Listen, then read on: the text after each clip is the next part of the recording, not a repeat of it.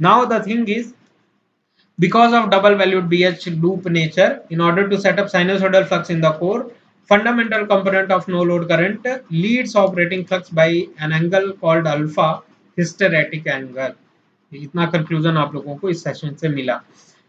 अब जो आज का डिस्कशन है फेजर डायग्राम का, ये सारा डिस्कशन नॉन लीनियरिटी का जितना भी पोर्शन हम लोगों ने डिस्कशन किया है, कंक्लूजन बहुत ही स्मॉल मिले हैं, लेकिन डिस्कशन हम लोगों ने बहुत किया है, जिससे ये इंपॉर्टेंट पोर्शन है। आप इंटरव्यूअर के सामने एक अच्छा पॉजिटिव इम्पैक्ट क्रिएट कर सकते हैं, क्योंकि हम लोग जो कंप्लीट इलेक्ट्रिकल मशीन्स का पैकेज अंडरस्टैंड कर रहे हैं, ये केवल पर्टिकुलरली गेट के लिए नहीं, या फिर ईएससी के लिए नहीं, या फिर आपके सेमेस्टर एग्जामिनेशन के लिए नहीं है, या फिर आपके इंटरव्यू सेशंस के लिए नहीं है।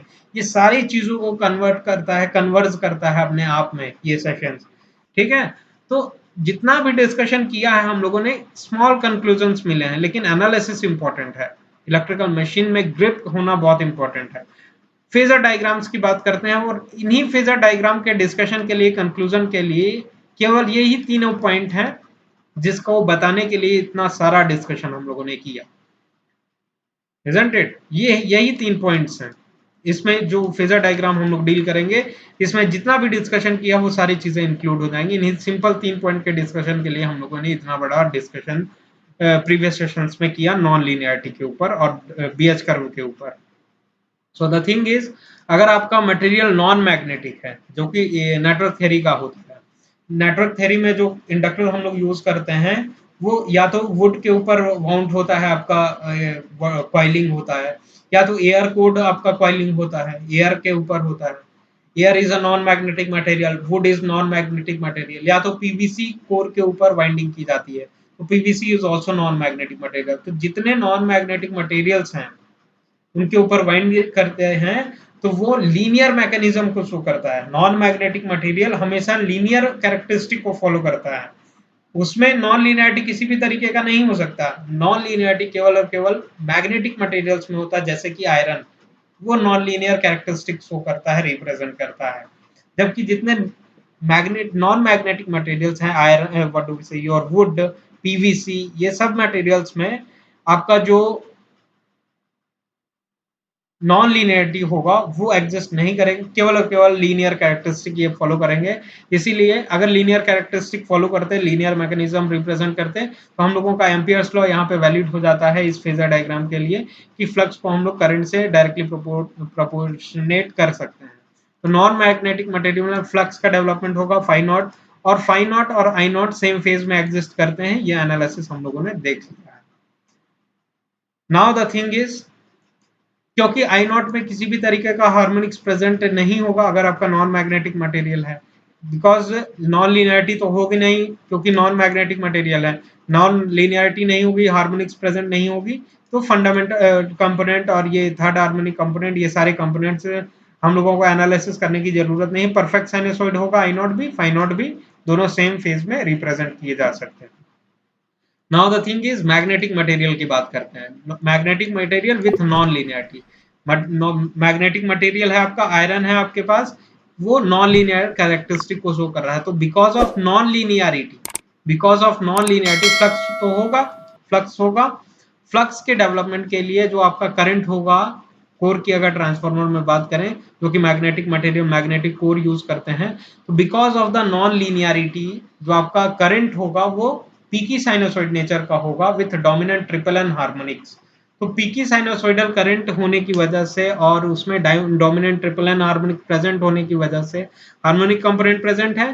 तो हार्मोनिक कंपोनेंट्स को या फिर अदर देन साइनोसॉइड कंपोनेंट को हम लोग फेजर डायग्राम में रिप्रेजेंट नहीं कर सकते हैं, isn't it? तो आपने प्रीवियस सेशन में चलते हैं, प्रीवियस स्लाइड में आपने देखा होगा ये, व्हाट डू वी से, इस स्लाइड में आप लोगों ने देखा, एनालिसिस किया कि जो आपका करंट होगा वो पीकी साइनोसॉइड नेचर का होगा in order to set up sinusoidal flux in the core. और इसको फोरियर में आप देते हैं तो एक फंडामेंटल कंपोनेंट जो कि ऑरेंज पेन से मैंने रिप्रेजेंट किया है, और triple n harmonics, fifth harmonics, seventh harmonics, ये सारे प्रेजेंट होंगे। पीकी साइनोसॉइड करंट अनसाइनोसॉइड है, ये साइनोसॉइड नहीं है, पीकी साइनोसॉइड है, अनसाइनोसॉइड है। तो जितने भी साइनोसॉइड से अलग वेव फॉर्म है उनको हम लोग फेजर डायग्राम में रिप्रेजेंट नहीं कर सकते। तो हम लोग आई नॉट को फेजर डायग्राम में रिप्रेजेंट नहीं कर सकते फॉर द नॉन लीनियरिटी, अगर हम लोगों को रिप्रेजेंट करना है तो आई नॉट को नहीं कर सकते, लेकिन फंडामेंटल कंपोनेंट जो होता है वो साइनोसॉइड नेचर का होता है। जितने भी अनसाइनोसॉइड्स हैं अगर हम लोग फोरियर टूल में दें तो फंडामेंटल कंपोनेंट जो निकल के आता है उसकी फ्रीक्वेंसी ओरिजिनल सिग्नल के फ्रीक्वेंसी के सिमिलर होगी। अगर 50 हर्ट्ज जिसका पीकी साइनोसॉइड का फ्रीक्वेंसी है, फंडामेंटल जो होगा उसकी भी फ्रीक्वेंसी 50 हर्ट्ज होगी। और इसके व्हाट डू वी से फंडामेंटल कंपोनेंट जो होगा वो परफेक्ट साइनोसॉइड होता है, और फंडामेंटल कंपोनेंट को हम लोग फेजर डायग्राम्स में ड्रॉ कर सकते हैं विदाउट एनी हेजिटेशन। तो हम लोग जो नॉन लीनियरिटी के कारण फेजर डायग्राम ड्रॉ करेंगे वहां पे no load current I nought को रिप्रेजेंट नहीं करेंगे, क्योंकि आई नॉट जो होता है वो पीकी साइनोसॉइड नेचर का होता है, और अदर देन साइनोसॉइड हम लोग फेजर डायग्राम में ड्रॉ नहीं कर सकते। लेकिन आई नॉट के कारण जो प्रोड्यूस होता है फंडामेंटल कंपोनेंट जो होता है आई नॉट का, आई नॉट वन, उसको हम लोग फेजर डायग्राम में रिप्रेजेंट कर सकते हैं, क्योंकि आई नॉट वन जो होता है वो परफेक्ट साइनोसॉइड होता है। तो फ्लक्स और आई नॉट वन ड्रॉ करेंगे हम लोग नॉन लीनियरिटी अगर कंसीडर कर रहे हैं मैग्नेटिक मटेरियल में। तो मैग्नेटिक मटेरियल है जो कि आयरन वगैरह है, तो इसमें नॉन लीनियरिटी तो होगी ही। तो नॉन लीनियरिटी के कारण हम लोग आई नॉट वन रिप्रेजेंट कर रहे हैं। आई नॉट इसलिए नहीं रिप्रेजेंट कर रहे हैं क्योंकि आई नॉट जो है वो पीकी साइनोसॉइड नेचर का है, और अदर देन साइनोसॉइड है, अदर देन साइनोसॉइड्स को हम लोग फेजर डायग्राम में ड्रॉ नहीं कर सकते हैं। इसीलिए हम लोग फाई नॉट के साथ आई नॉट वन रिप्रेजेंट करना है। आई नॉट वन जो होगा वो फंडामेंटल कंपोनेंट होगा आई नॉट का। फंडामेंटल कंपोनेंट परफेक्ट साइनोसॉइड्स होते हैं, इसीलिए हम लोग इसको आई नॉट वन को, जो कि fundamental component of no load current है, इसको फेजर डायग्राम में ड्रॉ कर सकते हैं। Now the thing is same magnetic material है, और इसमें हम लोग नॉन लीनियरिटी तो है ही है, नॉन लीनियरिटी के कारण ये फेजर डायग्राम ड्रॉ किया। अब अगर हम लोग double valued BH loop consider करें, जो कि हम लोगों ने अभी एनालिसिस किया, डबल वैल्यूड बीएच नेचर, तो डबल वैल्यूड बीएच नेचर में हम लोगों ने देखा कि जो fundamental component of no load current है डेफिनेटली वो पीकी साइनोसॉइड है, आपका original signal peaky sinusoid with dominant triple n harmonic. लेकिन जो उसका फंडामेंटल कंपोनेंट है वो परफेक्ट साइनोसॉइड होगा। परफेक्ट साइनोसॉइड होगा प्लस वो फ्लक्स से कुछ हिस्टेरेटिक एंगल से लीड करेगा।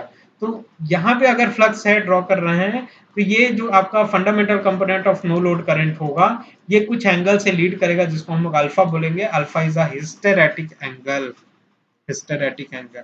ये तीन कंक्लूजन्स थे, इसी के लिए हम लोगों ने इतना सारा डिस्कशन किया, नॉन लीनियरिटी का टॉपिक लिया, double valued BH curve analysis किया, इन्हीं तीन पॉइंट्स के लिए। और जो कि इंपॉर्टेंट कंक्लूजन है आप लोगों को पता होना चाहिए, ये सारा एनालिसिस पता होना चाहिए in order to create a positive impact in front of interview.